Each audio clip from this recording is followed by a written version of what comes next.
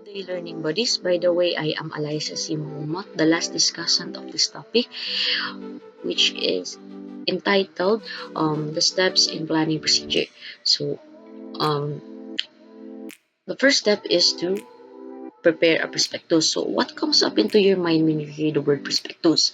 So, prospectus is a printed document or an essential disclosure that provides details about an investment offering to public. So, example ani kay mag-offer og stocks, bonds, and mutual funds. So, importante ang prospectus. It is because it helps the investors as well as the buyers to make more logical as well as concise decision.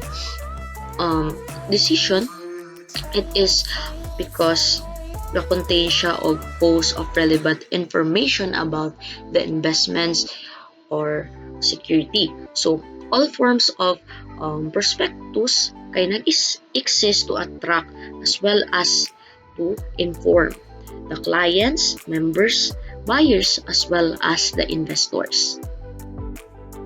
The next step is to organize planning team.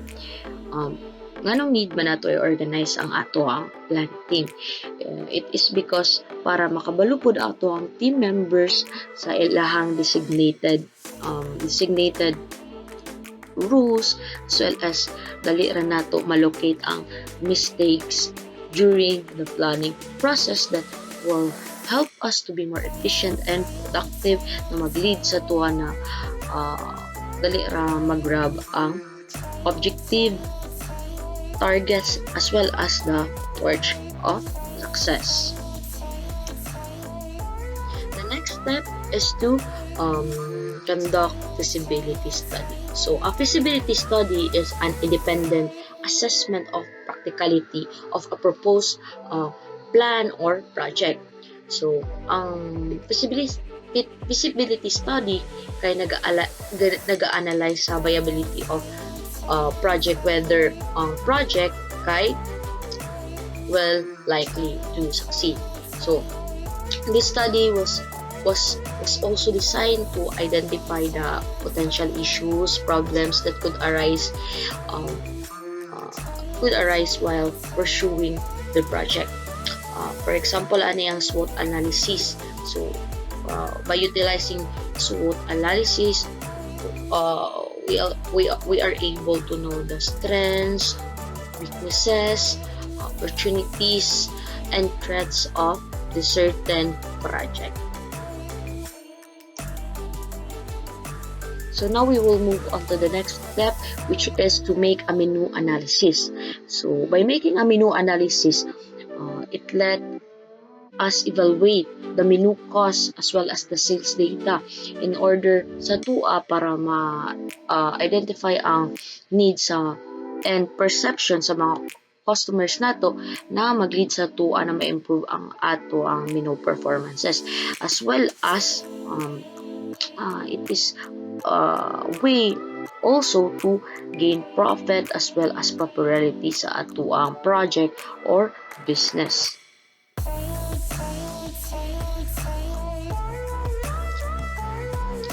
Lastly is to consider the desired architectural feature. So these are the building materials, floors, lighting, heating, ventilation, refrigeration, plumbing, and etc.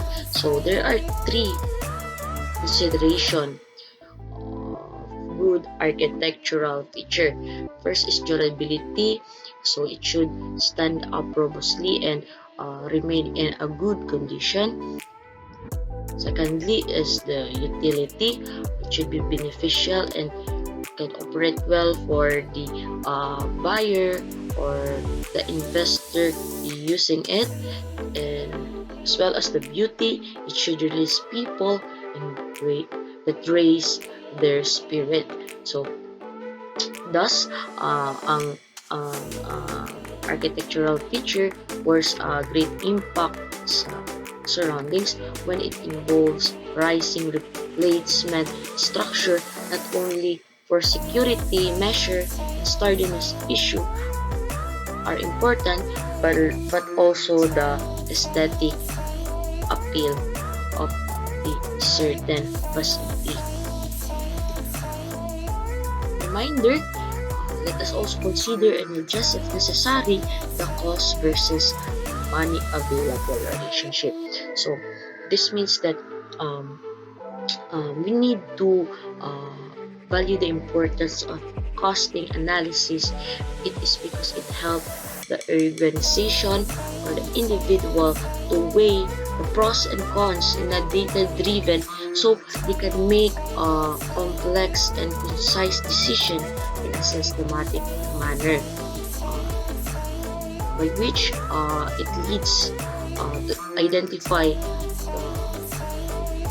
the explicit and implicit cost and benefit of a proposed action or an investment. That's all, and thank you for listening.